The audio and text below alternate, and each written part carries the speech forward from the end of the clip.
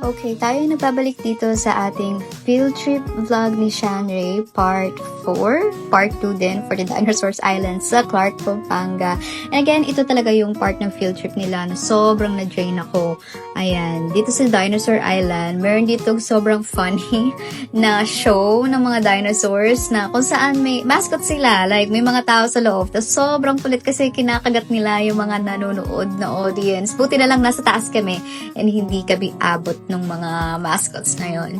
And ayun, unfortunately dito sa ride na to, hindi ko nakuhaan lahat ng moments kasi very slow ride lang siya. Tapos may mga nanggugulat, akala mo horror house.